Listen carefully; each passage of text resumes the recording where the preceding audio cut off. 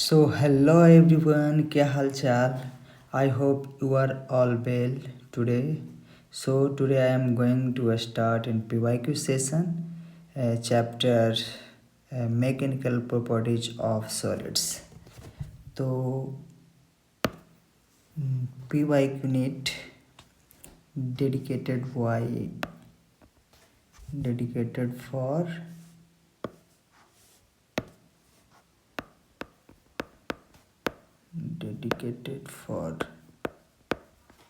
NEET 2025 exam. Okay. Mechanical properties and powered by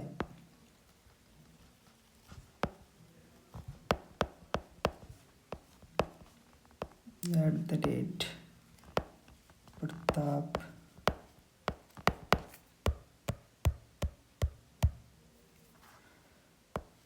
NEET Academy. So today's goal, आज हम लोगों का गोल होगा कि लास्ट 10 years PYQs नीट का सॉल्व करेंगे। जिस प्रकार से डेली हम लोग प्रॉब्लम को explained clearly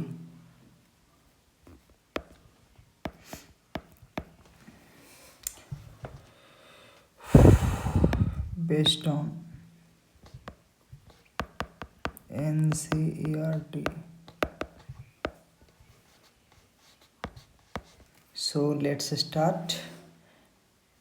Today's first question is ये NEET 2024 का ये क्वेश्चन था 2024 का। इसमें पूछा गया है the maximum elongation of a steel wire. एक स्टील वायर है जिसका पूछ रहा है कि मैक्सिमम इलोंगेशन क्या होगा, हम ज़्यादा से ज़्यादा कितना उसको इलोंगेट कर सकते हैं। ओके, मीन्स दैट ये हमको डायरेक्टली समझ में आ गया होगा कि डेल्टा एल का मान हमें पूछ रहा है। ओके, हमने एक कैच को यहाँ पे पकड़ लिया ऑफ ए स्टील वायर। अगर स्टील वायर है तो बात सॉलिड की हो रही है, तो ये हमारा second catch.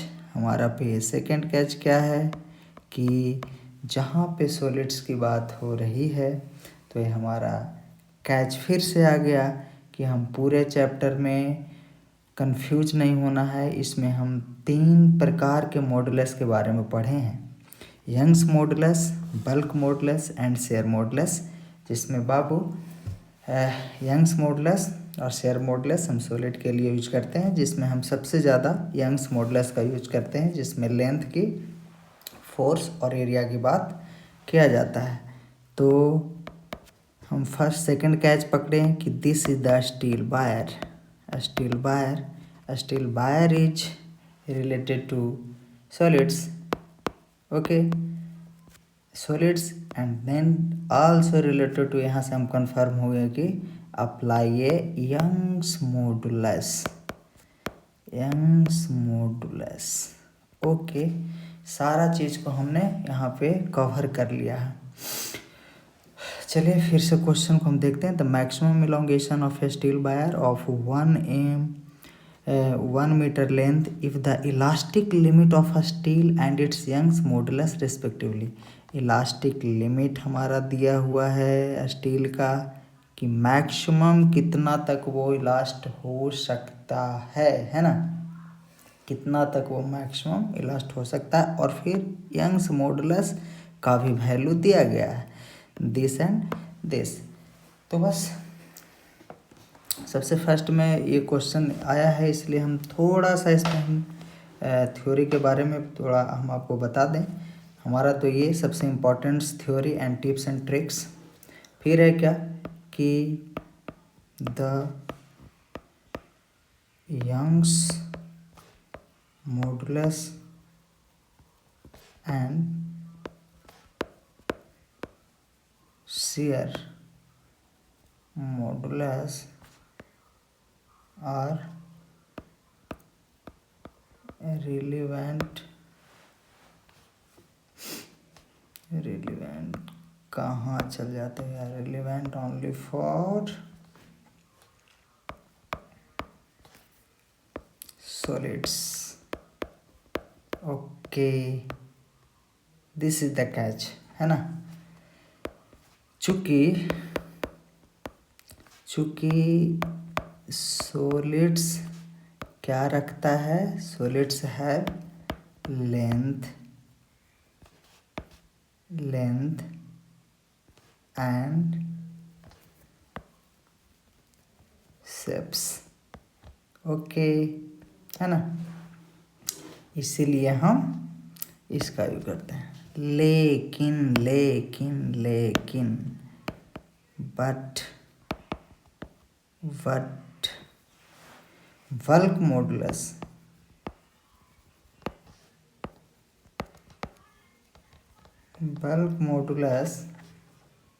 is relevant for solids, liquid and gases। Bulk modulus के बारे में बोलिएगा तो सॉलिड लिक्विड गैस तीनों में हो रहा है ना।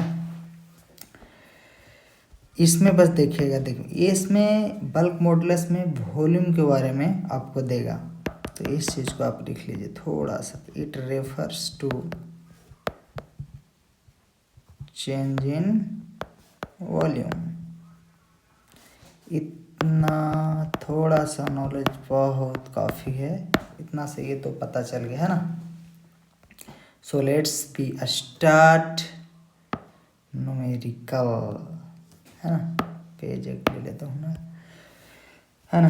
तो अब हम क्वेश्चंस पे हम अपना आते हैं। तो क्या क्या दिया हुआ था, ये सारा चीज़, है ना। तो हम यंग्स मॉडुलस निकालते हैं। यंग्स मॉडुलस से यंग्स मॉडुलस बराबर होता है स्ट्रेस अपॉन स्ट्रेन। अब स्ट्रेस क्या होता है, स्ट्रेस देखिए, स्ट्रेस अब क्या होता है, force by area. Okay, force by area. और स्ट्रेन क्या होता है जी, change in length, del a change in length upon original length. Okay, ये हमारा हो गया क्या, यंग्स मॉडुलस। तो हमारा देखिए क्वेश्चंस में क्या क्या दिया हुआ है, उस चीज़ को हम डाटा में लिख लेता हूँ। हमारा स्ट्रेस दिया हुआ है, स्ट्रेस दिया हुआ है हमारा कितना, 8 × 10⁸। इसी को elastic limit of steel, elastic limit of steel जो लिखा था, यही स्ट्रेस है ना। तो हमारा गिवन स्ट्रेस बराबर क्या है, स्ट्रेस बराबर हमारा क्या दिया हुआ, 8 × 10⁸, 8 × 10⁸ Newton metre square. Okay,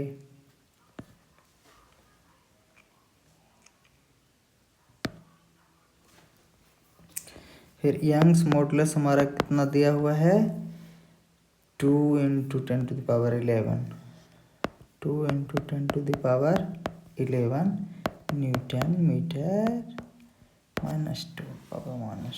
okay, ये हमारा एल बराबर हमारा कितना, लेंथ कितना दिया हुआ है, 1 metre. This is the 1 metre, है ना, this is the 1 metre.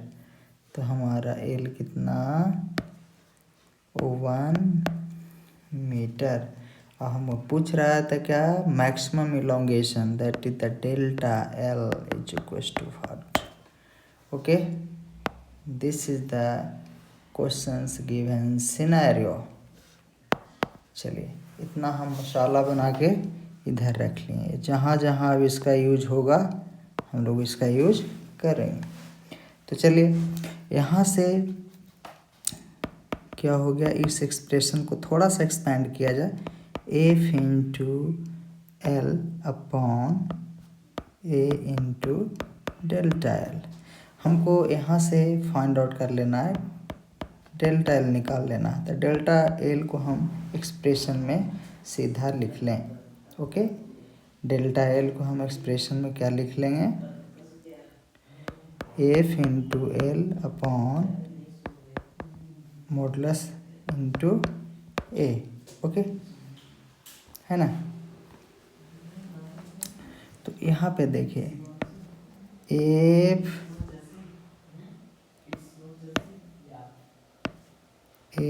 Upon ए बराबर हमारा क्या दिया हुआ है, एफ अपॉन ए हमारा क्या होता है, स्ट्रेस। तो इसका तो हमको दिया हुआ है स्ट्रेस का मान, क्या दिया हुआ, 8 गुना 10⁸।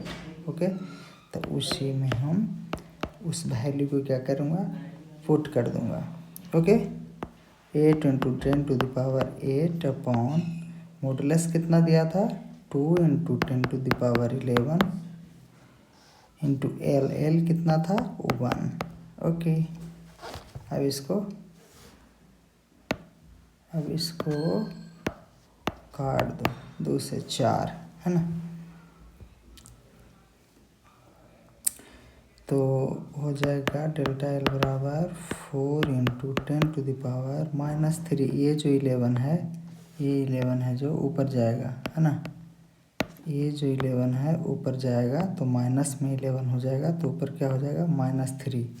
ओके, क्या हो जाएगा, -3। 4 इंटू 10⁻−3। इसको हम क्या लिख सकते हैं, mm में आंसर हमारा दिया हुआ है, तो हम लिख सकते हैं maximum elongation is 4 mm। This is the my final solution. Okay, this is my final solution. तो option number 4 is correct answer. So option number 4 is correct option. Option 4 is my correct answer. I hope you are well understanding these questions. अब next problem की ओर चलता हूँ। चलिए, let a wire be suspended from a ceiling। एक wire है जो कि suspend हो रहा है, ऊपर से हैंग कर रहा है, लटक रहा है, फ्रॉम ए सेलिंग। सेलिंग से रिजिड सपोर्ट है। ओके, तो मैं रिजिड सपोर्ट बना ही लेता हूँ ना।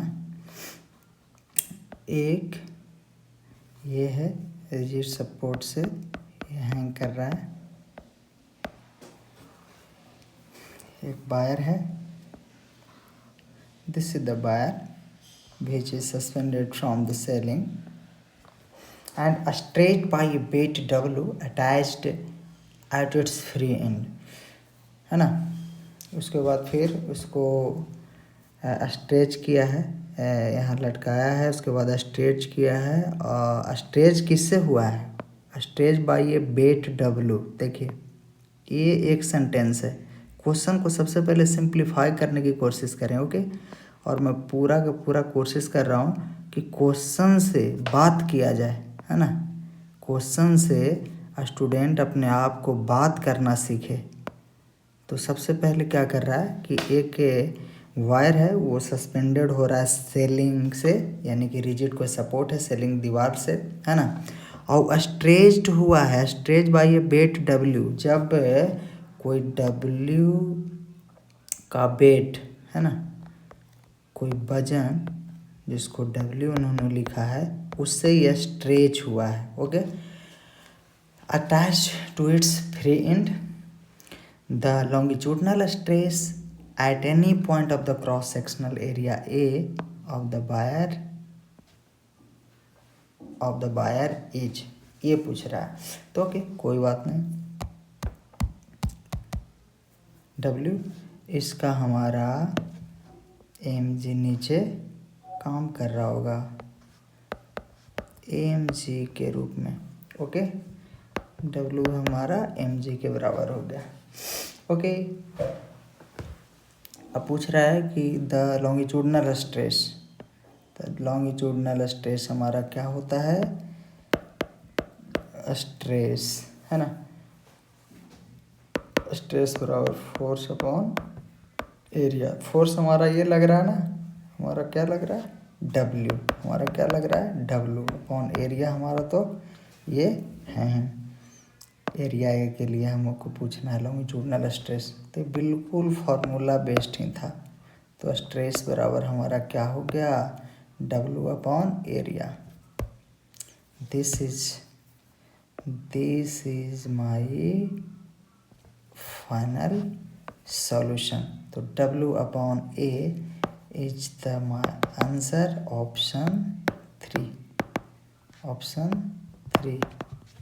So I will check and then proceed।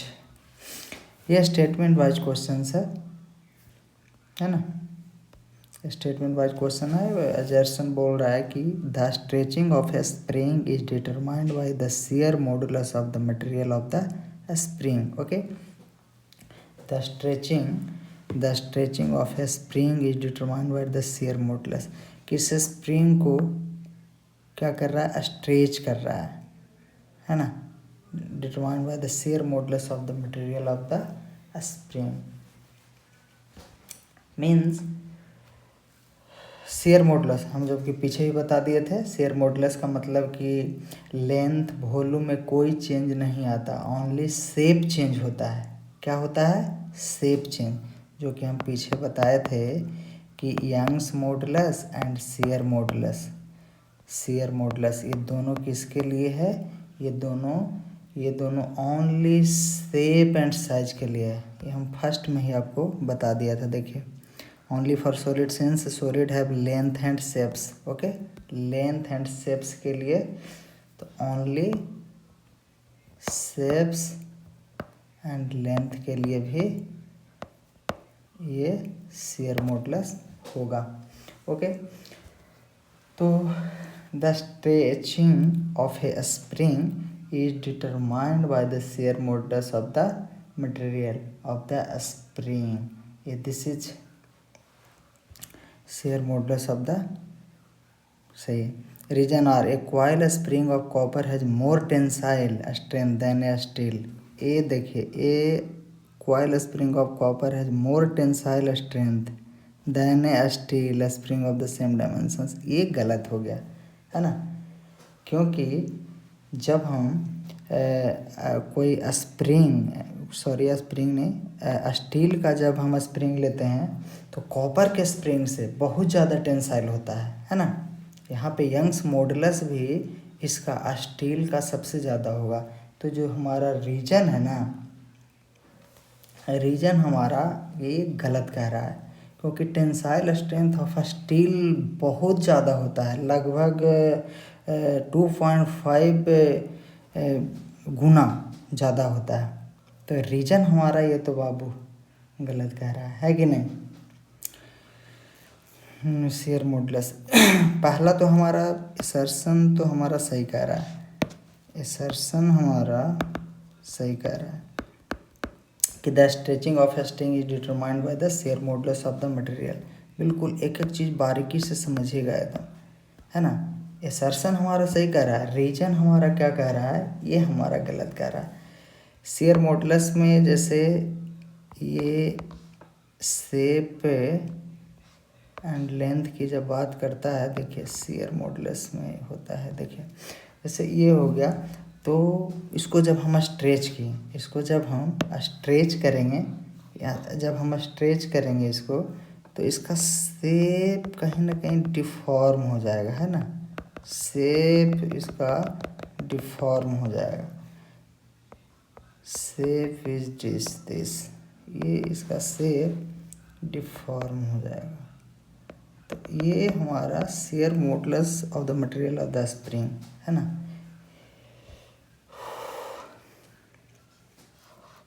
Length L है, भी वॉल्यूम है, का वायर है। चलिए, अब इसको हमने यही सेम चीज़ को कह रहा है कि स्ट्रेच करके स्प्रिंग के फॉर्म में हमने कर दिया। क्या, इसी को हमने क्या कर दिया, यहीं पे हमने ये स्प्रिंग के फॉर्म को कर दिया। इसका भी बिल्कुल एल और भी बिल्कुल सेम है, उसी की जैसे सेम थिंग्स एकदम, है ना। बट इसमें लेकिन इसमें ये देखिए, इसका शेप फर्स्ट और ये शेप स्प्रिंग का शेप 2, ये दोनों क्या कर दिया, नॉट इक्वल टू शेप, यानी कि शेप की अगर हम बात किए तो ये दोनों सेम नहीं है ना। क्या किया, शेप दोनों में डिफरेंट हो गया। यही तो हमारा शेयर मॉडुलस कहता है कि शेप के बारे में बताना। अब देखिए रीजन हमारा है, तो रीजन के भाई इसका भी आंसर मैं देख ही लेता हूँ।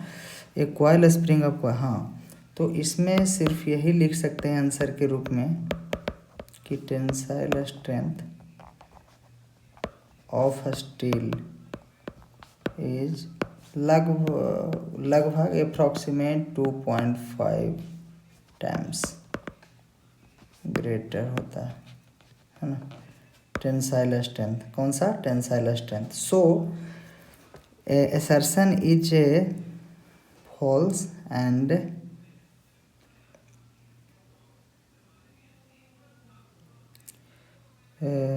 assertion is true of reason is false.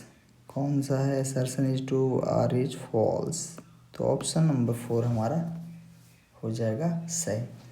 ये assertion रीजन का क्वेश्चन और कुछ नहीं। चलिए next question, a wire of length L, एक वायर है जो एक एल लेंथ का है, ठीक, एल लेंथ का वायर है, हैंगिंग फिक्स सपोर्ट, ये भी हैंगिंग कर रहा है फिक्स सपोर्ट से, ये हम बना दें। The length of the wire changes to L1, तो वायर ऑफ लेंथ L था, इसका लेंथ है कि नहीं, लेंथ L था, a is hanging from a fix support, the length of the wire changes to L1 when mass M is suspended from its free end. L से length L1 हो जाता है, ये देखिए, यानी कि दूसरा वायर L से लेंथ क्या हो जाता है, L1, L से वायर क्या हो जाता है, L1। फ्री एंड से देखिए, ये जो है हमारा तो बिल्कुल, ये जो हमारा लेंथ पहले वाला था उसी के तो बराबर ये लेंथ है, लेकिन ये जो इलॉन्गेशन हुआ, ध्यान दीजिएगा, ये जो इलॉन्गेशन हुआ, ये जो हमारा इलॉन्गेशन यहाँ पे हुआ, ये दिस इज द इलॉन्गेशन, क्या, this is the elongation delta L, okay. ये हमारा M/G, जो ये हमारा मेन पॉइंट था, ये वायर का दोनों का ये तो सेम ही है, लेकिन इससे जो नीचे इलॉन्गेशन ये हुआ, this is the delta L increment, okay. इसको हमने डेल्टा एल लिख दिया। चलिए, हाँ, ये जो आप दोनों एल और डेल्टा एल दोनों को मिला करके एक लेंथ लिखा, उसको इन्होंने बोला L1 देखा, when mass M is suspended, जब मास ये सस्पेंड हो रहा है उसको L1 हो गया। The expression for Young's modulus, तो यंग्स मॉडुलस के बारे में एक्सप्रेस करके बताइए, है ना। इसका length L, area of cross sections भी A, है ना। अगर एरिया ऑफ क्रॉस सेक्शन कुछ बता रहा है, इसका मतलब कुछ तो ये ऐसे है, क्योंकि एरिया ऑफ क्रॉस सेक्शन तो किसी भी वायर का देखिए, किसी जैसे ही वायर है तो this is the area of cross section, है ना, this is the area of cross section. तो कहीं ना कहीं ये वायर तो यानी कि ऐसे है दोस्त, ये ऐसे है दोस्त, ऐसे, इसका कुछ ना कुछ एरिया ऑफ क्रॉस सेक्शन यहाँ पे है ना। ये बस हमने दिखा दिया, okay. This is the also area of cross section.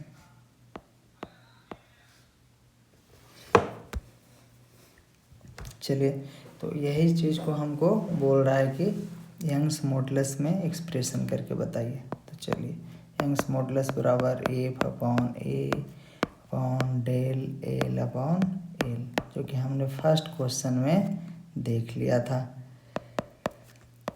अब फिर ये ऊपर चला जाएगा, तो F into L upon A into delta L.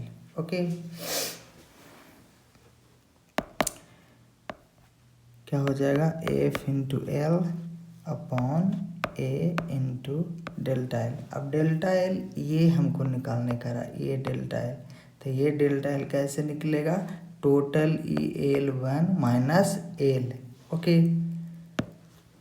ये डेल्टा एल कैसे निकलेगा, ये दिस डेल्टा एल ये कैसे निकलेगा, ये delta L total L one है और माइनस एल कर देंगे, ये वाला एल, ये एल वन में से ये एल घटा दूंगा तो इसका वैल्यू हमें फाइंड आउट हो जाएगा ये। तो यही हमको यहाँ पे लिख देना है, क्या लिख देना है, L one minus L. Okay, चलिए, सो अब हमारा क्या हो जाएगा, यंग्स मॉडुलस बराबर क्या हो जाएगा, यंग्स मॉडुलस बराबर हमारा हो जाएगा एम एफ, हमारा इस वैल्यू को हम लिख देता हूँ, ये जो फोर्स है हमारा, ये फोर्स हमारा वेट के रूप में लग रहा है ना, तो वेट के रूप में लग रहा है तो आंसर हमारा mg के रूप में है, इसीलिए हम यहाँ पे एफ का मान ये mg वाला पुट करेंगे mg के रूप में, into L is L. Okay, a into L1 minus L. This is the expression of Young's modulus to given this my question. So I will find where is a answer, AMGH AMGL upon A L1 minus L. So option number 3 is my option number 3 is my answer. Okay, option number 3। चलिए, option number 3 हमारा question का answer था। Next question पे, 2 wires are made of same material. Same material कहने का मतलब है कि उसका यंग्स मॉडुलस तो बिल्कुल सेम होने वाला है। यहाँ इंडिकेशन दे रहा है, देखिए इस चीज़ को इंडिकेशन दे रहा है, इंडिकेशन के माध्यम से सब चीज़ों को समझेंगे। Same material and have a same volume, same volume भी, तो वॉल्यूम अगर दो बातों की बोल रहा है 2 वायर्स का, तो आगे जा कर के वॉल्यूम से वॉल्यूम दोनों कैंसिल आउट होगा। Okay, the first wire has a cross sectional area A, first wire का क्रॉस सेक्शन एरिया ए है, and the second wire has a cross section area 3a। बस खेला यहीं पे पता चल गया कि एक वायर मोटा कम है और एक मोटा ज़्यादा है। If the length of a first wire is increase by del 1, यदि फर्स्ट वायर जिसका क्रॉस सेक्शन एरिया ए था उसको हम इंक्रीज करते हैं डेल 1 से, ऑन अप्लाइंग ए फोर्स, उस पर फोर्स अप्लाई करके, तो how much force is needed to stretch, how much force is needed to stretch the second wire by the same amount, है ना। यही हमारा ये पूछ रहा how much force is needed, तो हमारा कह रहा है कि कितना फोर्स हमको नीड है, आवश्यकता है स्ट्रेच सेकेंड वायर को स्ट्रेच करने के लिए, सेम अमाउंट में, कि लेंथ उसका सेम रहे, कितना ज़्यादा फोर्स हमको लगाना पड़ेगा। सेकेंड वायर यानी कि मोटा वाला वायर था जिसका जो क्रॉस सेक्शन एरिया 3a था, तो जाहिर सी बात है कि जो पतला तार है उसको तो आराम से हम खींच देंगे, कम फोर्स लगेगा, लेकिन जिसका क्रॉस सेक्शन एरिया 3a है यानी कि मोटा है, उसको थोड़ा हमको खींचने में ज़्यादा फोर्स की ज़रूरत है। तो यही हमारा क्वेश्चन पूछ रहा है कि कितना ज़्यादा फोर्स हम लगाएंगे ताकि सेम इलोंगेशन जिसका क्रॉस सेक्शन एरिया ए है उसी के बराबर में इलोंगेशन क्रॉस सेक्शन 3a वाला का वायर का भी हो। तो चलिए हम देखते हैं। इसमें मेन है कि हेयर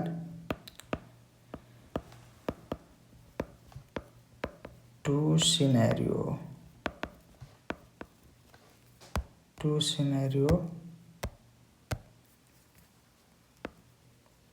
आर गिवन। ओके, यहाँ दो बायर है, एक बायर दिस, यहाँ पे इस बायर में क्रॉस सेक्शन एरिया का पता देखिए चलेगा।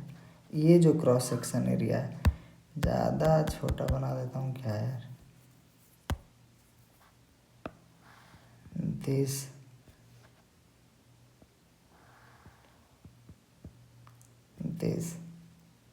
So this is the cross section area, है ना। तो ये this is the cross section area, है ना। ये इसको हम बोलते हैं cross section area. This is the cross section area. ये फर्स्ट बायर है, ओके, इसका लेंथ हम L1 मान लेते हैं। और सेकेंड एक बायर है, सेम मटेरियल लिखा है तो पेन हम चेंज नहीं करते, ऐसे लगेगा कि मटेरियल बदल गया क्या, है ना। तो सेम मटेरियल है, इसको हमने ऐसे ही लिखा, ओके। लेकिन इसका थोड़ा सा क्रॉस सेक्शन एरिया हम क्या 3 गुना, थोड़ा क्या 3 गुना ज़्यादा करते हैं। ये देखिए, इसका क्रॉस सेक्शन एरिया 3A हो गया। ये हमारा क्रॉस सेक्शन एरिया जब A था तो लेकिन अब हो गया क्रॉस सेक्शन एरिया हमारा कितना 3A, कितना हो गया 3A हो गया हमारा, ओके, है ना। 3A हमारा हो गया, 3A हमारा हो गया। क्रॉस सेक्शन एरिया हमारा A है, इसका क्रॉस सेक्शन एरिया हमारा 3 हो गया, है ना। चलिए, इसका A था, इसका 3 हो गया, L1 था तो इसका हम लेंथ L2 मान लेते हैं, ओके, है ना। अब हम क्या देख लेते हैं कि एरिया इंटू लेंथ हमको क्या दे देगा, वॉल्यूम, है ना। नाउ हम फर्स्ट में रेशियो निकाल लेता हूँ ना शुरू, area into length L1, area second wire का 3A इंटू L2, ओके।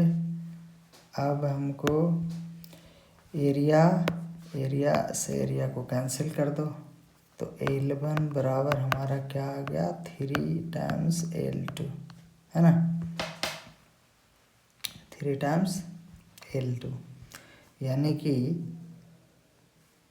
हमारा निकल के क्या आया, इसका 3L है तो इसका हमारा L है, यानी कि लंबाई किसका ज़्यादा हो गया, A का, ओके। क्योंकि आप जानते हैं एक रिलेशन इससे रेजिस्टेंस वाला से, देखिए R बराबर rho into L upon A हम लोग पढ़ते हैं। जब ये लेंथ, ये देखिए यहाँ पे लेंथ किसी का ज़्यादा है तो एरिया ऑफ क्रॉस सेक्शन कम होगा, है ना। L अपॉन A लिखने का मतलब है कि length of wire and area of cross section of wire दोनों में इन्वर्सली प्रोपोर्शनल रिलेशन है। इस डेरिवेशन से एक करंट इलेक्ट्रिसिटी में हम बताएंगे आपको, ऐसे आप लोग जानते ही होंगे। ये भी रिलेशन यही बताता है कि जिस वायर का लेंथ ज़्यादा उसका एरिया ऑफ क्रॉस सेक्शन कम, और एरिया ऑफ क्रॉस सेक्शन जिसका ज़्यादा उसका लेंथ भी कम, ओके। तो चलिए, यहाँ से हमारा फाइंड आउट हो गया। ये जब कब आफ्टर कैलकुलेशन हम किए, तो आफ्टर कैलकुलेशन के बाद हमको ये रिलेशन निकल के आ गया, ये हमारा रिलेशन आ गया निकल के, ओके। चलिए पेज ले लेता हूँ। अब सेकेंड सिनेरियो क्या कहता है कि if the length of the first wire is increased by del1, अब second scenario of this question. Second scenario क्या कहता है कि जब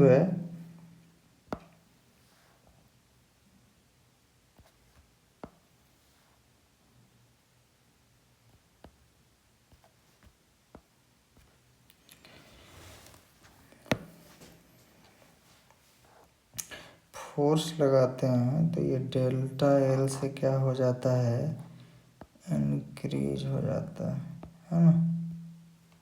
ये डेल्टा एल से क्या हो जाता है, इलोंगेट कर देता है फोर्स लगाता हूँ तो। ओके, तो यही पूछ रहा है कि सेकेंड वाला वायर में सेकेंड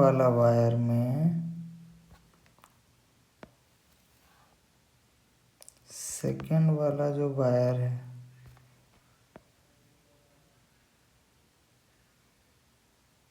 सेकेंड वाला वायर में हम कितना फोर्स लगाएं, कितना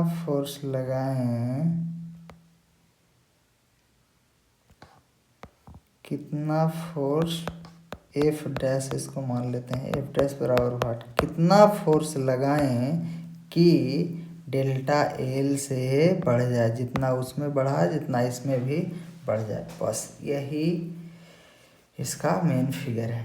इसकी लंबाई 3L, area of cross section A, इसकी लंबाई L, इसकी area of cross section 3A।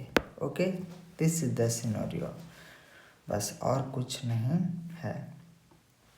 तो अब हम यंग्स मॉडुलस ही लगाएंगे क्योंकि सॉलिड वायर है, तो यंग्स मॉडुलस ही हम लगाएंगे। तो स्टैंडर्ड फॉर्म हमारा क्या होता है यंग्स मॉडुलस का, यंग्स मॉडुलस बराबर F upon A upon delta L by L. तो F into L upon A into delta L. Okay, ये हमारा स्टैंडर्ड फॉर्म हो गया। इसीलिए यहाँ से हम डेल्टा एल बराबर निकाल लेता हूँ, तो F by A into Young's modulus into 3 into L. Okay, 3 into L हो गया ये वायर के लिए। अब इस वायर के लिए 3A वाली वायर के लिए हम निकालता हूँ डेल्टा एल, इसके लिए सेकेंड वाले वायर के लिए। तो इसके लिए हो जाएगा एफ डैश, यही हमको निकालना है एफ डैश इस सेकेंड वाले वायर के लिए, जिसका area of cross section 3A है। 3A into by into L. अब दोनों को इक्वेट कर दें, इसको सेकेंड मान लें इक्वेशन और इसको फर्स्ट मान लें। ये फर्स्ट वायर के लिए है ना, ये है फर्स्ट वायर के लिए और ये सेकेंड वायर के लिए। इक्वेशन फर्स्ट और सेकेंड हमने मान लिया।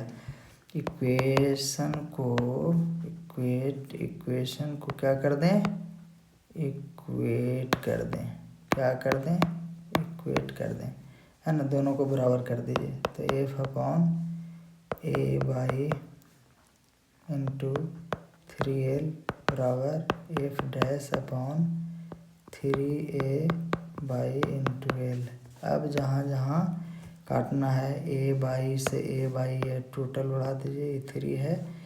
एफ से एफ नहीं कटेगा, एल से एल को उड़ा दीजिए है ना, क्योंकि लेंथ भी। तो अब हमारा एफ डैश अपॉन एफ बराबर 9 आ गया, इसीलिए एफ डैश बराबर ये क्या हो जाएगा, ए क्रॉस मल्टीप्लिकेशन, तो एफ डैश बराबर हमारा 9F आ जाएगा। यानी कि उसको पहले वाला वायर की अपेक्षा 9 गुना ज़्यादा फोर्स लगाना होगा, तो same length delta L elongate होगा। तो 9F is my correct answer. तो 9F option number first is my correct answer. तो option number first is my correct option. चलिए नेक्स्ट क्वेश्चन के लिए, the bulk modulus of a spherical object is B if it is subject to uniform pressure. देखिए bulk modulus आ गया, इसमें pressure की बात कर रहा है ना। Fractional decrement in radius will be fractional. इसमें देखिए bulk modulus of a spherical object B if it subject to uniform pressure P the fractional decrease in radius. The fractional decrease in radius की बात बोल रहा है। Fractional decrease delta R upon R और decrease बोल रहा है यानी कि माइनस में। ये वाला मान हमको यहाँ से फाइंड करना है हर हाल में। अब जैसे भी लाएं, इसमें बात किसका चल रहा है, एक प्रेशर पी का बात चल रहा है, तो बल्क मॉडुलस में तो प्रेशर आएगा ही। चलिए a bulk modulus of a spherical object is B. Bulk modulus दिया है किसी ऑब्जेक्ट का, बी दिया है, तो हमको यहाँ से फ्रैक्शनल वैल्यू ऑफ रेडियस में डिक्रीमेंट कितना होगा उसके बारे में अब हमको बात पूछ रहा है। तो चलिए यहाँ हम स्टार्ट ही कर लेते हैं कि बल्क मॉडुलस जब बी दिया है तो bulk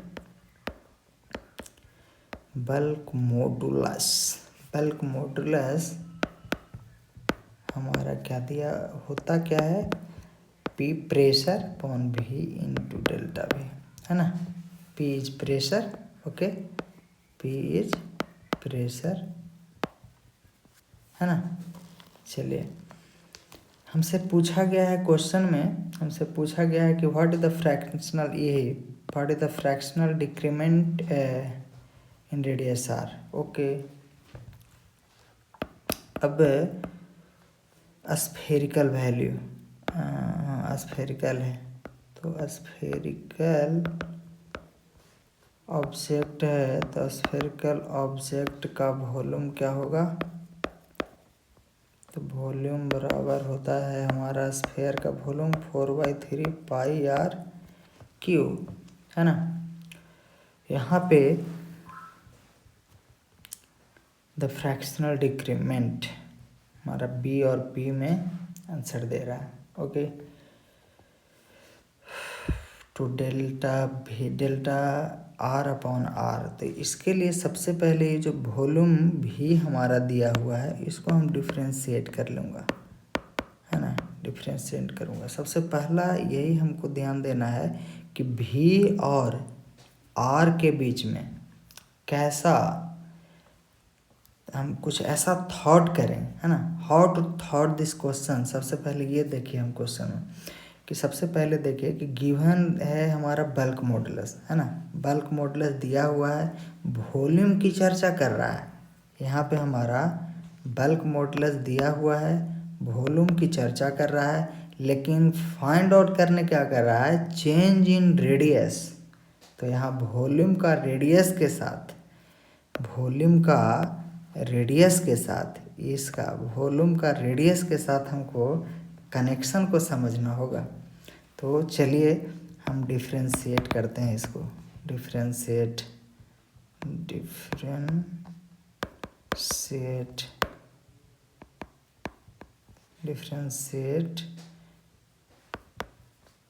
to volume 4/3 pi R cube, इसको हम डिफ्रेंशिएट करते हैं। चलिए तो D V by D R किसके रिस्पेक्ट में, रेडियस के रिस्पेक्ट में। वॉल्यूम को हम डिफ्रेंशिएट कर रहे हैं with respect to radius, volume का डिफ्रेंशिएशन हम रेडियस के रिस्पेक्ट में कर रहे हैं।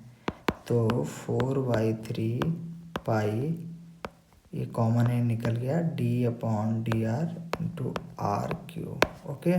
तो यहाँ से हमारा आ गया 4/3 पाई इंटू 3r², चूँकि ये है ना x के पावर n का डिफ्रेंशिएशन क्या होता है, D upon D X, X N बराबर N X N minus 1, okay. यही चीज़ को हमने अप्लाई किया और कुछ नहीं। चलिए तो हमारा यहाँ से डी भी बराबर क्या हो गया हमारा, डी भी बराबर हमारा क्या हो गया, 4/3 pi into 3r² into D R हो गया हमारा 4/3 3r² इंटू डी आर। ये हम इक्वेशन को ये हमारा यूज होगा जिस समय हम रेशियो फाइंड आउट करेंगे, ये हमारा यूज होगा, इसलिए इसको हम चलिए रख लेता हूँ। ओके, अब नेक्स्ट पेज के साथ नेक्स्ट बिल्कुल बारीकी से सावधानी पूर्वक कैलकुलेशन को करना है खेल। अब क्या करते हैं कि भी तो हमारा 4/3 पाई आर क्यू हो ही गया। ये हमारा भी बराबर हमारा स्फेरिकल का क्या है 4/3 पाई आर क्यू, और डी भी हमारा यानी कि डेल्टा भी हमारा निकलेंगे 4/3 pi into 3r² into D R. चलिए ये दो वैल्यू हमारा निकल गया है, दो वैल्यू हमारा क्या है निकल गया है। चलिए अब इसका हम इस्तेमाल करते हैं कि दोनों को हम क्या करते हैं v/d डेल्टा भी, डी भी छोटा चेंज के लिए और थोड़ा सा बड़ा चेंज एवरेज चेंज के लिए डेल्टा भी हम लिखते हैं। तो फर्स्ट में भी हमारा 4/3 पाई आर क्यू और डेल्टा भी हमारा क्या आ गया 4/3 pi into 3r² into delta R हो गया। चलिए जहाँ जहाँ आप काट रहा है उसको काट दूँ। 4/3 से 4/3 बिल्कुल कैंसिल, पाई से पाई कैंसिल, r² से r³ सॉरी एक r ऊपर बच गया बस, और नीचे डेल्टा। तो हमारा फाइनल v/डेल्टा भी हमारा क्या आ गया r/3 इंटू डेल्टा आर।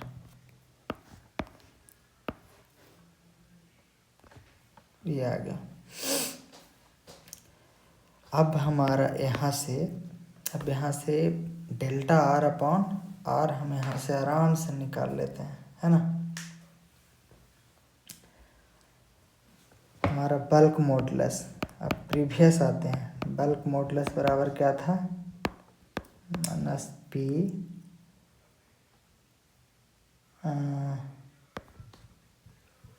हमारा 3 इंटू आर, है ना।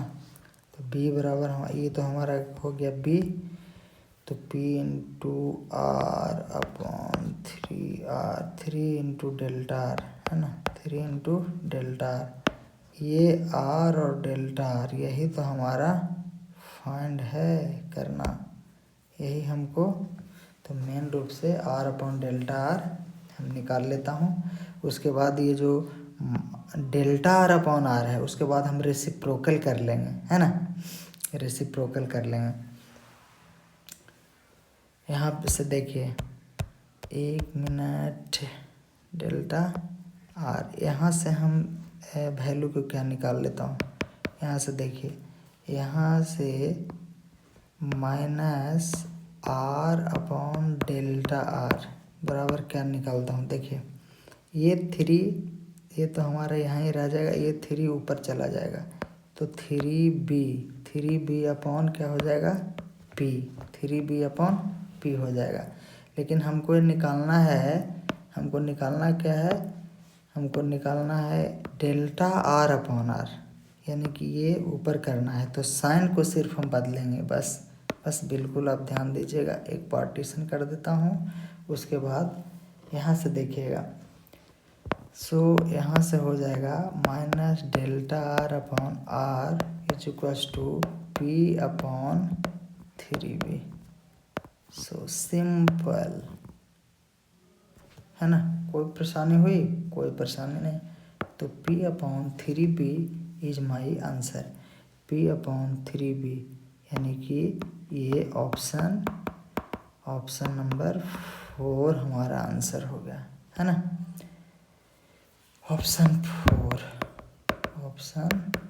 4। चलिए next question. The Young's modulus of a steel is twice that of brass. The Young's modulus of a steel is twice that of brass. एक है स्टील का, एक steel है and एक ब्रश है. 2 वायर्स, 2 वायर है, एक स्टील है एक ब्रश है. 2 wires of the same length and the same area of cross section. Area और लेंथ दोनों सेम है. Area of cross section and length L, ये दोनों क्या है, ये दोनों के दोनों क्या है, सेम. काटने समय ये काम आएगा दोनों. जब हम इक्वेट करके क्वेश्चन को काटेंगे तो ये काम आएगा. Okay. One of steel and another of brass are suspended from the same roof. एक ही छत से दोनों को लटका दिया गया. If we want the lower ends of the wires to be at the same level, then the weight added to the steel and brass wires must be in the ratio. पूछ रहा है कि कितना वेट हम उसमें add करें, है ना, कितना वेट हम उसमें ऐड करें. तो चलिए हमारा सबसे पहला अकॉर्डिंग टू क्वेश्चंस इस चीज़ को बस समझिए. जो एक सिनेरियो दिया गया है कि Young's modulus of a steel is twice that of brass. Steel है जो ट्वाइस दैट ऑफ ब्रश है. एक साइड यंग्स मॉड्यूलस स्टील को रखिए और एक साइड यंग्स मॉड्यूलस ब्रश को आप लिख दीजिए. अब क्वेश्चन से देखिए कि यंग्स मॉड्यूलस किसका बोल रहा है क्वेश्चन में. Young's modulus twice that of brass, है ना. ब्रश के दुगना है, ब्रश के दुगना है. ब्रश के दुगना किसका है, स्टील का. इसका दुगना है. यंग्स मॉड्यूलस स्टील का दुगना है किससे, ब्रश से. तो जब हम बराबर करेंगे, ऐसे तो देखने में भी आपको लग रहा होगा कि ऐसे होगा, दुगना है, लेकिन ये जब ये दुगना हम कर देंगे तो ये क्या हो जाएगा, ये वाला ये इधर जा कर के क्या हो जाएगा, हाफ हो जाएगा. समझ रहे हो इस चीज़ को. तो ये नहीं है, ये नहीं है, ये है मेन एक्सप्रेशन कि ये यंग्स मॉड्यूलस ऑफ स्टील दुगना है इसका. तो ये हम बराबर अब जा कर के बराबर हो गया. ओके. तो चलिए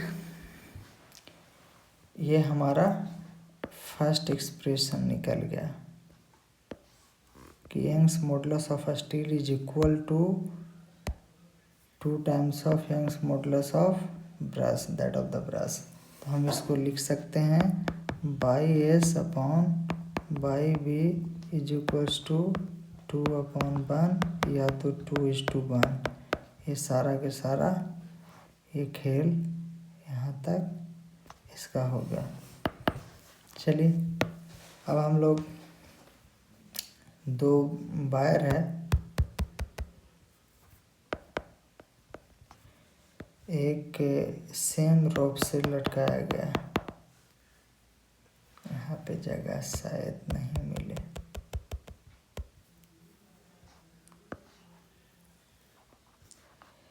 एक वायर ये है और एक वायर ये, दोनों एक छत से लटकाया गया.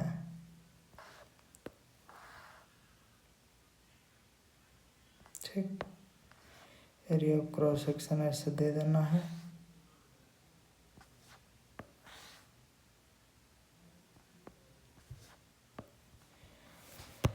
चलिए अब बोल रहा है रफ क्या है, ये दोनों सेम छत है, सेम रूफ. चलिए ये जो स्टील का वायर्स है ना, इसमें इलॉन्गेशन डेल्टा एल एस, इसमें अब जो इलॉन्गेशन हमारा हुआ डेल्टा एल बी, इसी में पूछ रहा है कि अब हम कितना वेट लगाएं, है ना, कितना इसमें वेट लगाएं ब्रश का. इसमें तो मेन रूप से हमारा यही है कि कितना वेट हम इसमें लगाएं ताकि बराबर रहे दोनों का लेंथ, है ना. ये एस नहीं, ये बी, डेल्टा एल बी, है ना। ये है हमारा डब्ल्यू एस। वेट एडेड किस में किए हैं, वेट एडेड टू स्टील में ऐड किए हैं, है ना। ये weight added to brass, weight added हम टू ब्रश में किए हैं। यंग्स मॉडुलस से नेक्स्ट पेज ले लेते हैं। फर्स्ट पेज में तो हमारा पूरा डायग्राम हो गया। सेकंड पेज में ले लेते हैं। तो हम जानते हैं यंग्स मॉडुलस बराबर क्या होता है, F by A upon delta L by L. तो एफ के जगह पे हम डब्लू ले रहे हैं ना, क्योंकि हमारा वेट ही यहाँ पे फोर्स को ये कर रहा है। इज इक्वल टू फोर्स बराबर हम डब्लू ऑफ एस, यहाँ फोर्स को हम डब्लू ऑफ बी एज्यूम कर रहे हैं। क्योंकि एज्यूम क्या, वही है भी हकीकत फोर्स हमारा। ओके, तो हमारा क्या हो जाएगा, डब्लू इंटू इसके फोर्स के जगह पे हमने W into L upon delta L into A को लिख दिया। ओके, अब यहाँ से हम डेल्टा एल को फाइंड कर लेंगे, इस डेल्टा एल का। तो डेल्टा एल बराबर W L upon Young's modulus into A, ये हमारा हो गया। अब ये क्वेश्चन क्या पूछ रहा है, ये हमारा क्वेश्चन पूछ क्या रहा है कि ये हमारा क्वेश्चन क्या पूछ रहा है कि डेल्टा एल एस बराबर डेल्टा एल भी होना चाहिए। According to question delta L of S steel का, डेल्टा एल ब्रश का, है ना। तो बस वैल्यू को पुट कर दो ना। तो सेम वेट ऑफ एस के लिए, स्टील के लिए, इंटू एल लेंथ स्टील के लिए, बाई एस के स्टील के लिए, area of cross section S के लिए। बस उसी तरह से फिर वेट ब्रश के लिए, एल ब्रश के लिए, उसके बाद फिर बी के लिए, area of cross section B के लिए। अब यहाँ वाला काम आएगा, देखिए area of cross section and length same है, तो एरिया ऑफ क्रॉस सेक्शन दोनों का ब्रश और स्टील दोनों का कट जाएगा। लेंथ से लेंथ भी कट जाएगा, क्योंकि फर्स्ट में ही दिया हुआ है ना। तो W S by W B हमारा क्या हो जाएगा, W S upon W B हमारा क्या हो जाएगा, ये डब्लू बी हमारा इधर आ गया, डब्लू एस ही तो हमारा है ही, तो ये हमारा ऊपर चला जाएगा, है ना। और ये हमारा ये इसके ऊपर चला जाएगा। तो हम क्या लिख लूँ अब यहाँ पे, तो यंग्स मॉडुलस एस का स्टील का और यंग्स मॉडुलस बी यानी ब्रश का। चलिए ये हमने यहाँ तक कंक्लूजन पर पहुँच लिया, यानी जो रेशियो यंग्स मॉडुलस का है वही रेशियो हमारा वेट का है ना। सो यहाँ पे हम लिख लें कि यानी जो रेशियो यंग्स मॉडुलस का है वही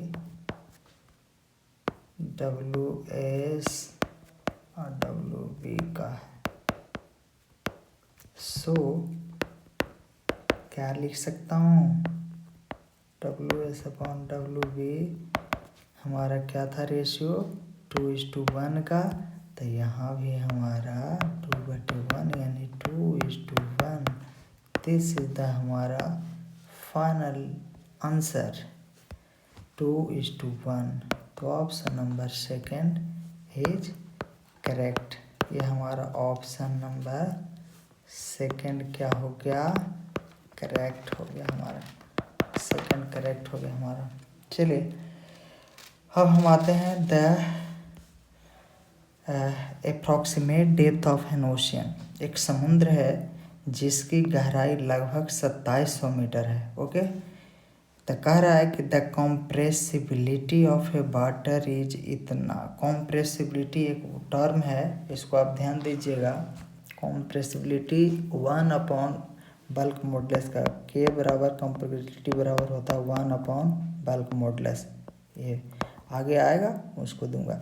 इसका वैल्यू हमारा दिया गया है कितना, 45.4 इंटू 10⁻⁻11 पर पास्कल, है ना। Density of water, density of water कितना दिया हुआ है 10⁻³ kg पर metre cube.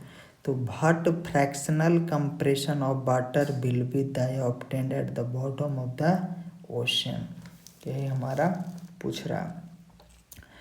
What fractional compression of water, तो कंप्रेस वाटर में कंप्रेस क्या होगा, तो जब वाटर में कंप्रेशन होगा तो वॉल्यूम में चेंजिंग होगा ना।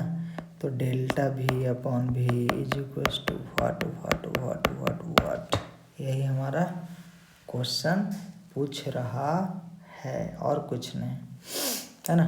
क्योंकि प्रेशर और वॉल्यूम का रिलेशन इन्वर्सली है। जब प्रेशर बढ़ाओगे तो वॉल्यूम अपने आप कमेगा, यही हमारा एक थोड़ा सा आइडिया इससे मैं लेता हूँ। इससे रिलेशन यहाँ कुछ है नहीं।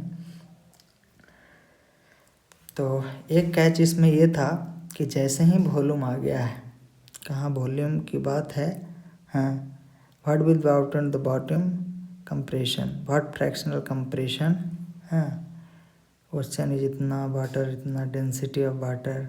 जैसे वॉल्यूम की अगर बात आ गई है तो ये बल्क मॉडुलस, ये हमको इंडिकेट करता है, क्या इंडिकेट करता है,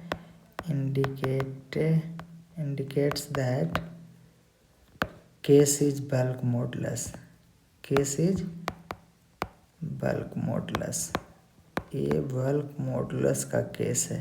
ओके, चलिए ये हमारा जो केस है बल्क मॉडुलस का है। चलिए तो हम चलते हैं, आगे बढ़ते हैं। तो यहाँ से वाटर की बात आ गई है तो हम हुक्स लॉ से जानते हैं। हुक्स लॉ आप पढ़े होंगे।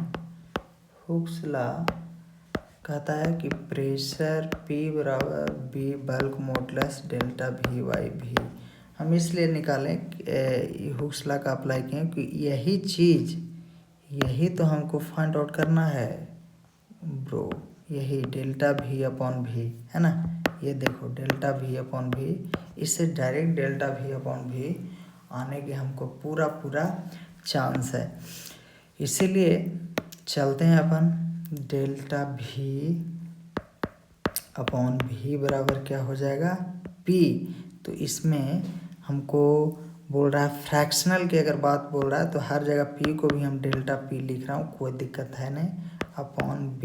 ओके, अब हम डेल्टा V अपॉन V बराबर, ये हमारा क्या था एक्सप्रेशन में, हम फर्स्ट में क्या लिखे हैं यहाँ पे देखिएगा 1/B। तो 1/B दिस 1/B बराबर K। तो हम क्या लिख दूँ यहाँ पे, K इंटू डेल्टा P। इस रिलेशन से हमारा सारा समस्या ख़त्म होने वाला है ना। चूँकि यहाँ पे हमने सारा चीज़ लगभग कर लिया है। अब डेल्टा P देखिए, K का मान हमको पता ही है और डेल्टा P अब हमको फाइंड करना है। डेल्टा P सिर्फ फाइंड जैसे ही हो जाएगा तो हमारा ये डेल्टा V अपॉन V हमको निकल जाएगा। चलिए नेक्स्ट पेज लेता हूँ।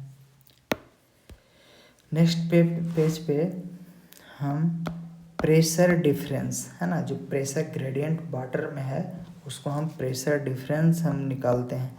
तो उसमें कितना हाइट है वाटर में, अब वाटर की डेंसिटी कितना है plus gravity how to do work, कितना कर रहा है काम, है ना। तो हमारा एज कितना है 2700, रो हमारा वाटर ऑफ डेंसिटी क्या दिया हुआ है 10⁻³ यानी 1000 kg पर मीटर की इंटू जी, ग्रेविटी जी का मान हम 10 ले रहे हैं। ओके, तो हमारा ये प्रेशर ग्रेडियंट जो है यानी प्रेशर डिफरेंस है हमारा, उसको मैं निकाल लेता हूँ। तो 27 इंटू क्या हो गया, 27 इंटू 2 शून्य ये एक 3 3 3 6, तो 10⁶ हो गया हमारा। 10⁶ इतना पास्कल हमारा डेल्टा पी भी निकल गया। नाउ एट लास्ट हम वैल्यू को पुट कर देंगे। Put the value and find out result, है ना। डेल्टा भी अपॉन भी बराबर क्या है, डेल्टा भी अपॉन भी के डॉट डेल्टा पी। तो के हमारा कितना दिया हुआ है, 45.4 गुना 10⁻⁻11 45.4 गुना 10⁻⁻11 इंटू ये वाला 27 इंटू 10⁻6। ओके, अब इसको सॉल्यूशन करिए, आपका रिजल्ट फाइनल है। तो चलिए मैं करता हूँ सॉल्यूशन। 45 into 4 into 27। अब पावर वाले को एक साथ इधर ये पावर कितना हो गया, ये हमारा -5। 10⁻⁻ कितना हो गया, -5 10⁻⁻5। अब आंसर सब हमारा -2 में दे रहा है। देखिए 10⁻⁻2 10⁻⁻2 10⁻⁻2। तो कुछ नहीं करना है, बस इसमें कुछ नहीं करना है।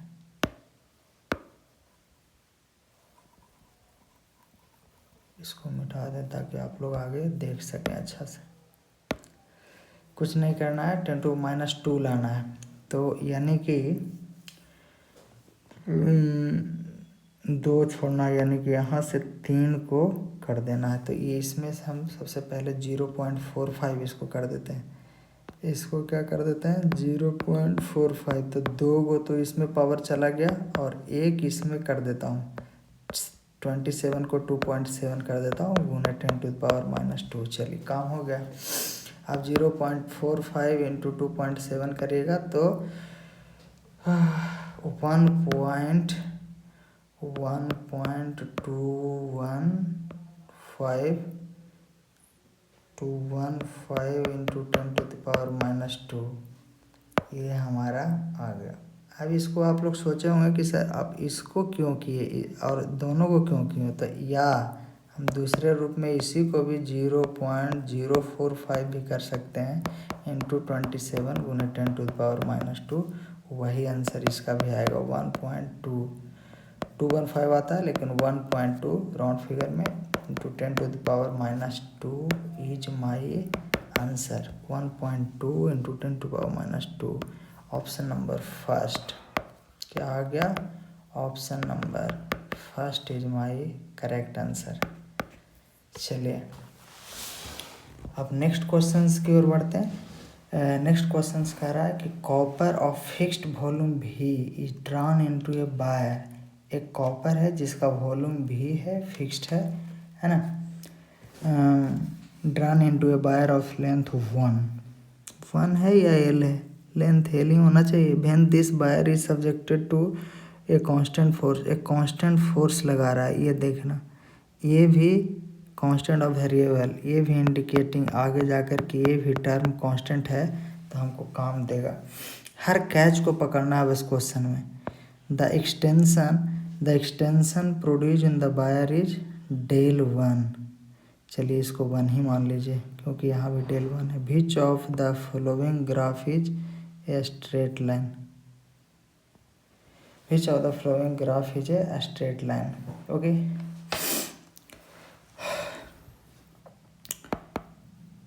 तो वॉल्यूम दिया गया है, तो वॉल्यूम बराबर हमारा area into length, area into length. क्योंकि वॉल्यूम और लेंथ की बात कर रहा है तो मैं भी फर्स्ट बार यहीं से स्टार्ट ही कर देता हूँ। ओके, तो this is my first catch point. पहला कैचिंग हमारा यहाँ से क्वेश्चंस को तोड़ना स्टार्ट कर दिए। अब ये कोई वायर है ना, जिस पर फोर्स F लगा देते हैं। तो चलिए हम एक वायर बना लेते हैं। एक वायर है जिस पर हम क्या करते हैं कि फोर्स F लगा देता हूँ। Subject to constant force if extension produce in the wire is H. पहले मान लिया जाए कि ये था वायर, उसको हम फोर्स जब एक्सटेंशंस लगाए हैं, फोर्स लगाए जब हम इस पर फोर्स लगाएं, इसलिए हमें ऐसा कर देंगे क्योंकि फिर 2 बार फिगर बनाना पड़ेगा ना, इसलिए कर दिया हूँ। कोई बात नहीं। फोर्स जो हम लगाए हैं उसमें एक्सटेंशन हुआ है, इलॉन्गेशन हुआ है, एक्सटेंशन हुआ है, जो भी वर्ड इधर उधर बस घुमाते रहता है, कुछ नहीं, सेम है कि ये जो पॉइंट था ये हमारा पहले पॉइंट था वायर का। अब एक्सटेंशन हुआ फोर्स लगाने के बाद, है ना, ये फोर्स लगाया। पूछ रहा है कि which of the flowing graph is a straight line. कौन सा ग्राफ है जो स्ट्रेट लाइन होगा हमारा। तो ग्राफ स्ट्रेट लाइन का मतलब हमारा जो रिलेशन होगा वो डायरेक्टली प्रोपोर्शनल होना चाहिए, है ना। दैट मीन्स कहने का मतलब है कि सपोज ए कोई चीज़ है और बी कोई चीज़ है, तो ए डायरेक्टली प्रोपोर्शनल टू बी होना चाहिए स्ट्रेट लाइन के लिए, है ना। दोनों में बिल्कुल सीधा संबंध। अब देखो ये मॉडुलस कैसे लगाते हैं, इसमें हम देख ले। कॉपर एक फिक्स्ड वॉल्यूम भी is drawn in length. Copper है तो सॉलिड है, लेकिन वॉल्यूम की बात बोल रहा है, तो बल्क मॉडुलस का उपयोग हम करेंगे। वॉल्यूम, अगर लेंथ और शेप की बात होता, यहाँ पे ध्यान दीजिएगा, लेंथ और शेप की बात होता और सॉलिड रहता तो हम यंग्स मॉडुलस का उपयोग करते हैं, लेकिन यहाँ वॉल्यूम की बात बोल रहा है तो हम यहाँ पे बल्क मॉडुलस का उपयोग करेंगे। ऐसे ही ये तीनों मॉडुलस यूज होता है, नहीं तो ऐसा नहीं कि तीनों में बस गोचा खाते रहें। सियरस मॉडुलस, यंग्स मॉडुलस, कभी बल्क मॉडुलस, ये लगेगा कैसे मॉडुलस, तो नहीं। तो चलिए इसको हम देखते हैं। हो गया हमारा वही F by A upon delta L upon L, तो F into L upon into delta. चलिए तो यहाँ से डेल्टा एल बराबर हमारा F into L upon Young's modulus इधर आ जाएगा इंटू ए। अब देखिए ए इंटू ए वॉल्यूम हमको लाना है, ये वाला वॉल्यूम हमको लाना है, और यहाँ एरिया ऑफ क्रॉस सेक्शन आया हुआ है। अगर हम एरिया में लेंथ का मल्टीप्लाई कर दें तो वॉल्यूम आ जाएगा, है ना। तो हम क्या करें कि ऊपर नीचे दोनों से हम एल से मल्टीप्लाई कर दें, कोई दिक्कत तो है नहीं, है ना। कोई डिफरेंस हुआ, एल से नीचे भी मल्टीप्लाई ऊपर भी मल्टीप्लाई। अगर हम इसको काट देंगे तो फिर पहले जैसा हो जाएगा, लेकिन एक एरिया इंटू एल जब मिल गया तो हमारा एक काम बन गया, यानी कि इस वैल्यू को हम भी लिख सकते हैं, है ना। इसीलिए हमने यहाँ पे ये काम किया, डिनोमिनेटर और नोमिनेटर दोनों में मल्टीप्लाई बाई एल कर दिया। बस आप लोग इस चीज़ को देखिएगा, जगह नहीं है, नहीं तो मैं लिख देता। तो डेल्टा एल बराबर अब क्या है, एफ इंटू ऊपर हो गया L square upon A into Young's modulus into भी हो गया ये वॉल्यूम। चलिए अब देखिए, अब मैंने यहाँ पे कैच पॉइंट स्टार्ट, ये जो वॉल्यूम है, ये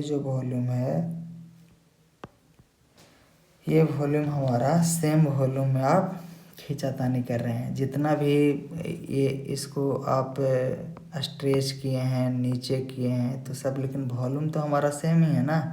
ये हमारा वॉल्यूम भी सेम हुआ, वॉल्यूम भी हमारा सेम हुआ। यहाँ लिखा भी हुआ है fixed volume F, okay. Volume भी हमारा ये फिक्स्ड ही है, लिखा हुआ है। चलिए अब एफ भी हमारा कांस्टेंट है, देखिए एफ भी हमारा क्या था, ये भी हमारा क्या है, कांस्टेंट, ये भी हमारा कांस्टेंट है, लिखा हुआ है। ये भी हमारा कांस्टेंट, ये भी हमारा constant.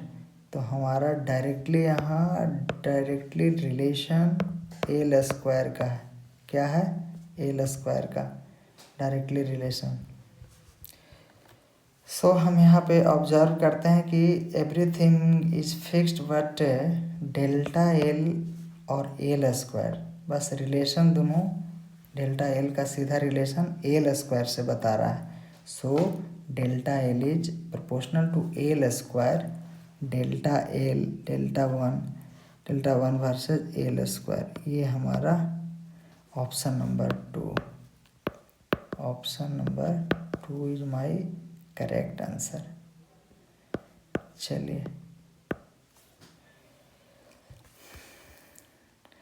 Next questions. The following 4 wires are made of the same material, which of them will have the largest extension when the same tension is applied. एक ये सब वायर है, 4 गो वायर्स है। फॉलोइंग 4 वायर्स निम्नलिखित ये 4 वायर्स हैं जो दिया गया है, सेम मटेरियल है। यहाँ पे देखिए सेम मटेरियल यानी कि यंग्स मॉडुलस हमारा क्या होगा, सेम होगा। Young's modulus depend upon the material, which type of material, तो सेम मटेरियल है। ओके, तो which of them will have the largest extension when the same tension is applied. Tension भी applied same कर रहा है, यानी कि इस पर जो फोर्स लगा रहे हैं वो भी हमारा क्या है, सेम है। तो चलिए ये हमारा जो कैच पॉइंट है, उस कैच पॉइंट को हमने तो जान ही लिया। कैच पॉइंट हमारा क्या है, ये हमारा कैच है। बॉल हमारा क्वेश्चन है, उसको हमने क्या कर लिया, कैच कर लिया। बॉल हमारा क्वेश्चन है, कैच हमने कर लिया उसको। सबसे पहला कैच हमने क्या किया कि वायर है, वायर यानी कि सॉलिड।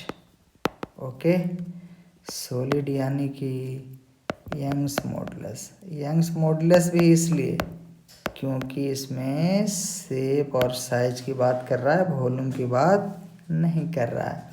तो चलिए ये हमारा होता ही है stress upon strain, stress upon strain. तो स्ट्रेस हमारा F/A, strain change in length upon original length. इसको हम F into L upon A into delta L, इस डेरिवेशन को अब और बढ़ाते हैं। इस डेरिवेशन को F into L upon area को हम क्या लिखेंगे, एक वायर है तो पाई आर स्क्वायर लिख दूंगा इंटू डेल्टा। ओके, अब यहाँ पे देखिए डायमीटर, हम रेडियस तो हमारा फार्मूला में आ गया, और जब हम एरिया को, एक वायर का एरिया को हम किए तो रेडियस के रूप में उसको लिख दिए। लेकिन इस रेडियस को अब कन्वर्ट करके हमको डायमीटर में लिखना है। तो रेडियस बराबर D/2, यानी कि ये आप जानते हैं कि D बराबर क्या होता है 2R। ओके है ना, तो R बराबर हमारा क्या हो जाएगा D/2। डायमीटर रेडियस से डबल होता है ना, तो D बराबर 2R, तो R बराबर D/2। उसी चीज़ को हम यहाँ पे लिखेंगे, यंग्स मॉडुलस बराबर F into L upon pi into D/2 का whole square into delta L. Okay, इसी को हम बढ़ा देता हूँ सीधे, F इंटू एल इंटू ये वाला जो 4 है वो जो ऊपर जाएगा तो 4 हो जाएगा upon pi D² into delta L. Okay, चलिए आप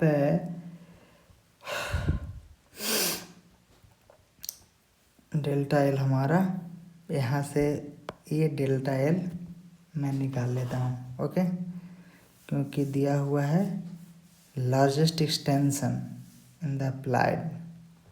चलिए डेल्टा एल बराबर हमारा क्या हो जाएगा 4FL, कितने में रह जाएगा, नीचे चल जाएगा FL इंटू एल हमारा। Okay, 4FL upon pi D² सिर्फ इंटू हमारा ये वाला सिर्फ कहाँ चला जाएगा, ये वाला आ जाएगा नीचे इंटू यंग्स मॉडुलस।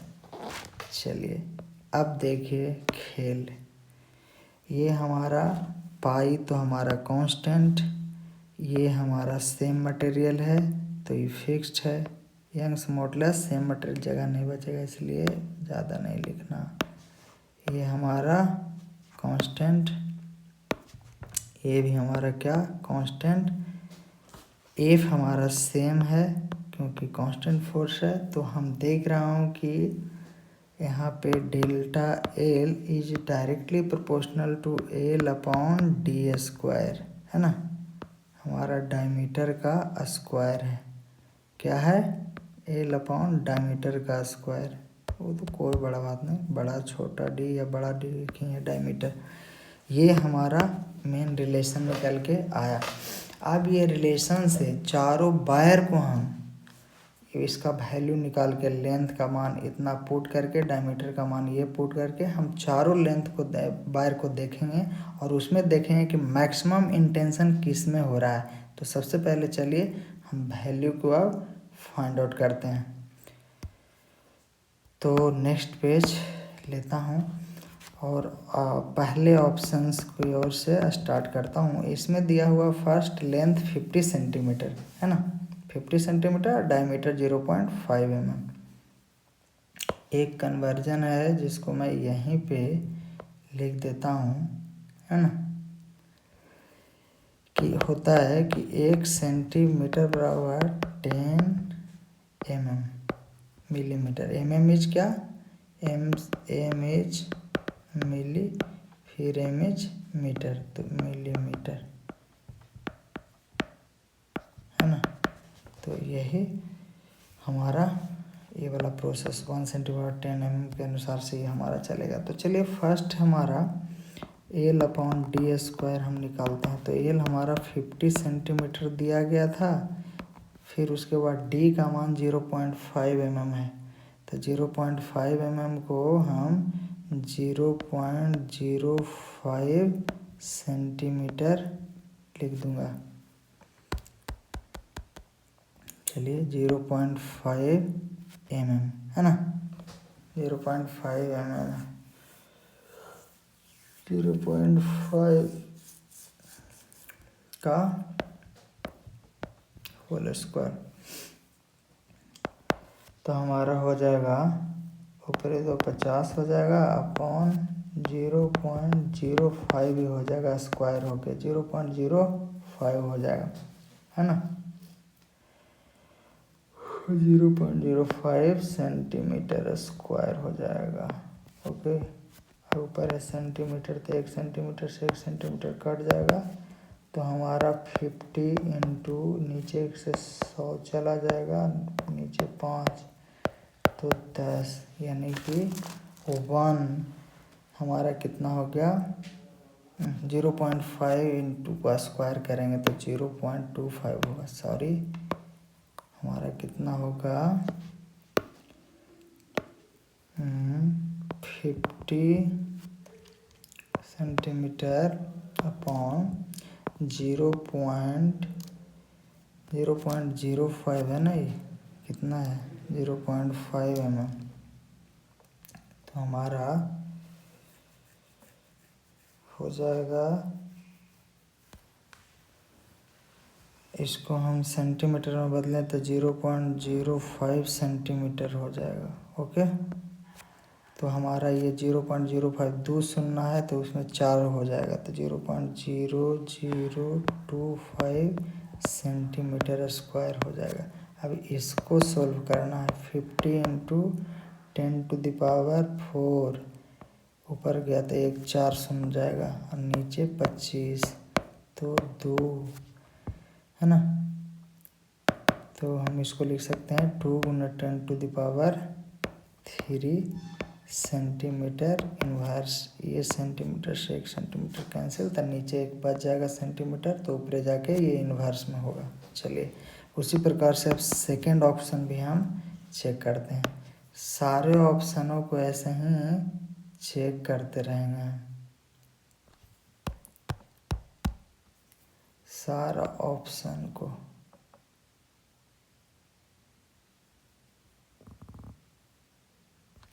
ये पहला ये आ गया है ना।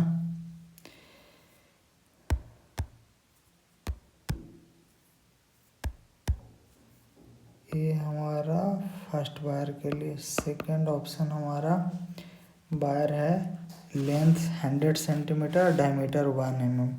तो लेंथ इसका भी हमको L/d² निकालना है। तो लेंथ 100 सेंटीमीटर अपॉन 0.1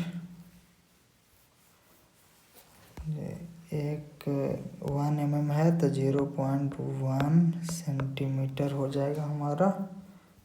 उसका स्क्वायर कर दूं तो 100 इंटू फिर नीचे से ये 2 आ जाएगा तो फिर 100/1 सेंटीमीटर स्क्वायर, और ऊपर 1 सेंटीमीटर था तो ये कैंसिल। तो हमारा इसका वैल्यू आ जाएगा 10×10⁻³ सेंटीमीटर इनवर्स। इसको आप सॉल्व करिएगा। अब ऑप्शन नंबर 3 को देखता हूँ। L/d² बराबर 200/0.2 सेंटीमीटर का स्क्वायर, यानी कि 200/0.04 सेंटीमीटर स्क्वायर। 1 सेंटीमीटर से 1 सेंटीमीटर कैंसिल, तो 200 इंटू 100/4 सेंटीमीटर, तो 4 से 50 गया। तो यानी 5 इंटू 10⁻³ सेंटीमीटर इनवर्स। ये हमारा थर्ड। ये अब हमारा फोर्थ ऑप्शन L/d²। L हमारा कितना दिया गया 300 सेंटीमीटर, 300 सेंटीमीटर, और डायमीटर 3 mm, तो 3 mm तो 0.3 सेंटीमीटर का स्क्वायर, 300 cm अपॉन 0.09 सेंटीमीटर का स्क्वायर। 1 सेंटीमीटर से 1 सेंटीमीटर कैंसल, तो 300 इंटू 100/9। अब 9 को इसको काटो, 3 से काटो, 3 से 100, ये 3 से कितना 33.3 बार में कटेगा, तो इसका कितना आ गया 3.3 × 10⁻³ सेंटीमीटर इनवर्स। चलिए, इसका 3.3 आया, इसका 5 गुना इतना आया, इसका 10 गुना इतना आया, और इसका फर्स्ट में हमारा 2 इंटू 10⁻, तो ये 20 हो गया ना। ये हमारा 4 है, तो एक इसमें 20। तो हमारा सबसे ज़्यादा एलोंगेशन किस में होगा, तो जिसका डायमीटर सबसे कम है उसमें सबसे ज़्यादा समझें कि एलोंगेशन होगा। सही बात है। तो हमारा ऑप्शन नंबर फर्स्ट हमारा करेक्ट होगा। ये option number first. So option number first is correct. चलिए, the strain curve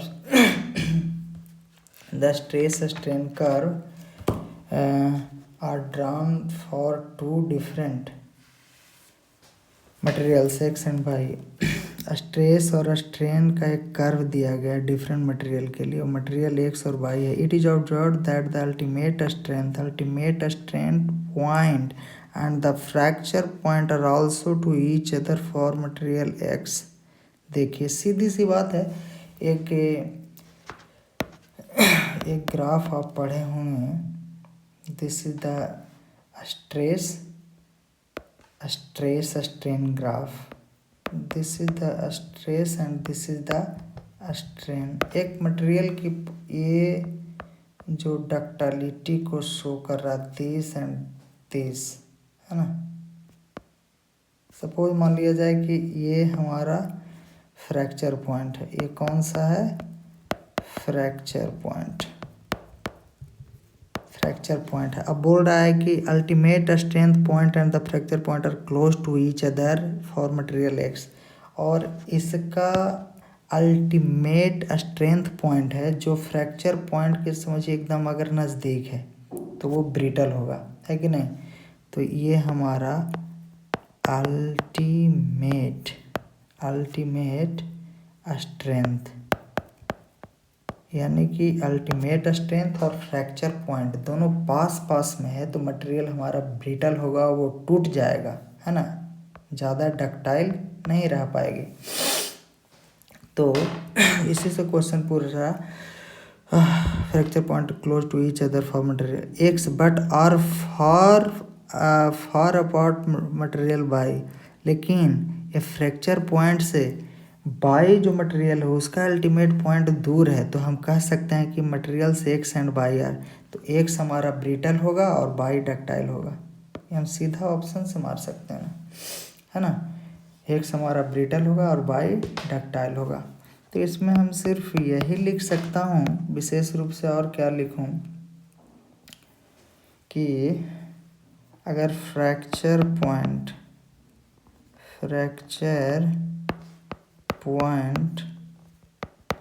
and ultimate strength are close to each other, so material is brittle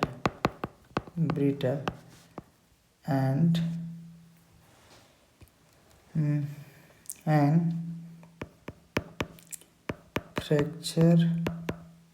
fracture point and ultimate strength far apart then material is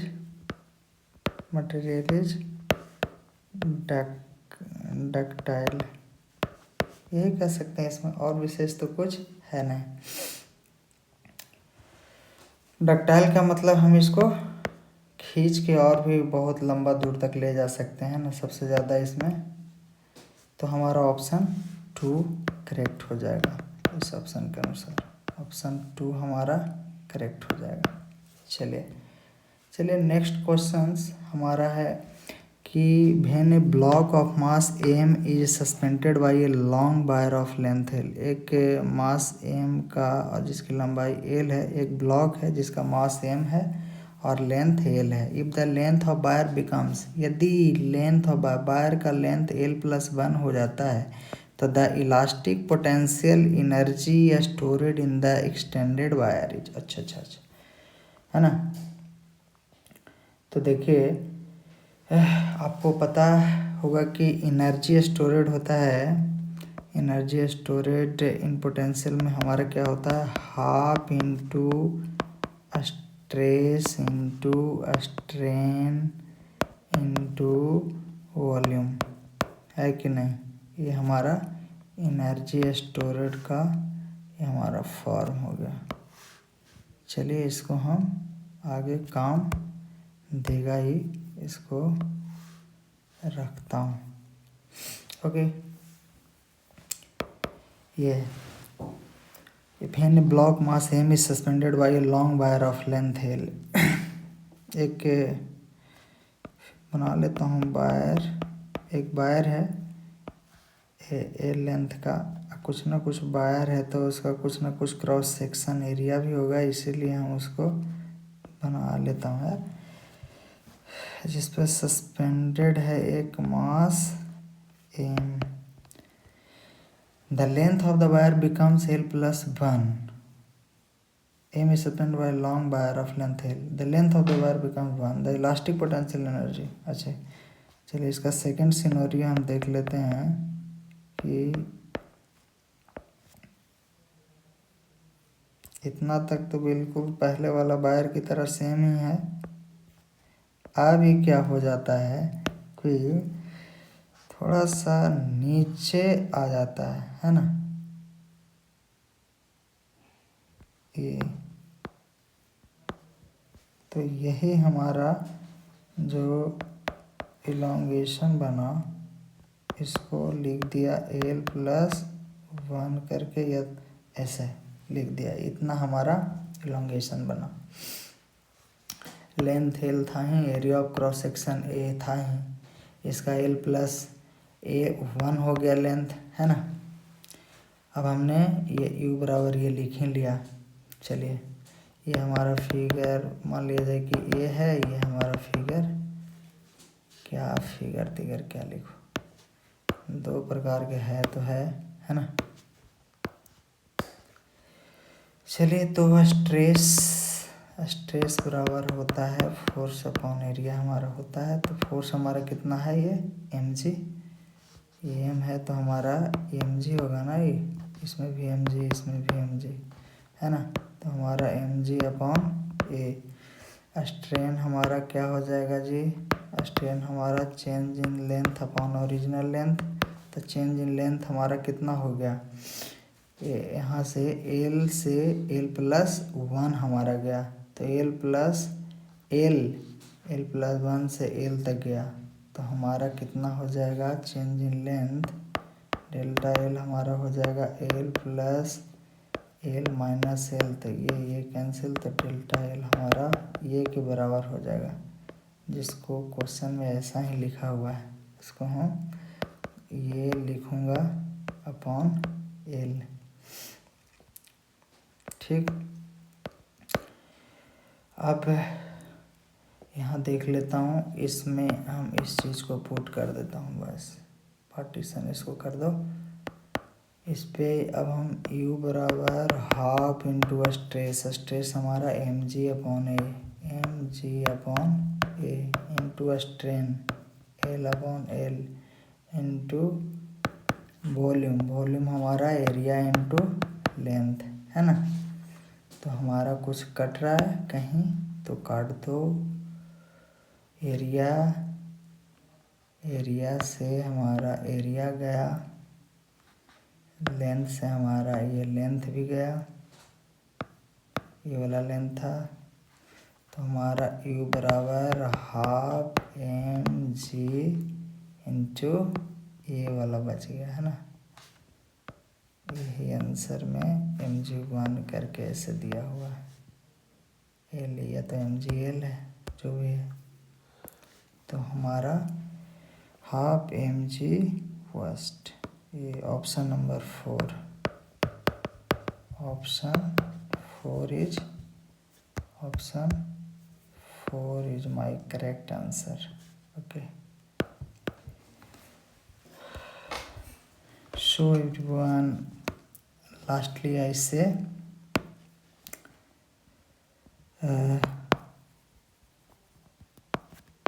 thanks for watching my videos.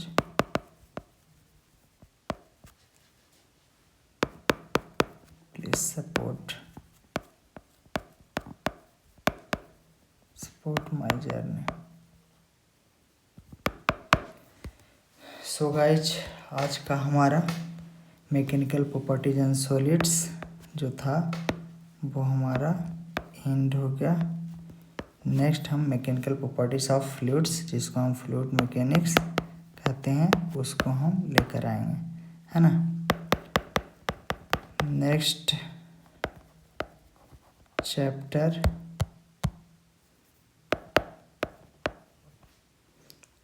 Chapter is my क्या रहेगा, mechanical properties of fluids, जिसको हम लोग क्या कहते हैं, fluid mechanics. बहुत प्यारा सा टॉपिक, बहुत प्यारा सा चैप्टर एनसीईआरटी का है, जिससे एक क्वेश्चन तो लगभग पूछा ही जाता है और इससे भी एक क्वेश्चन। सो गाइज, अब लास्ट करते हैं इस लेक्चर को। अच्छा से रिवाइज करते रहिएगा। अगर किसी प्रकार का कोई सलूशन में प्रॉब्लम हो तो आप कमेंट करिएगा कमेंट बॉक्स में, उसको पूरा कोशिश मैं करूँगा कि उसका जवाब दिया जाए। So thank you so much.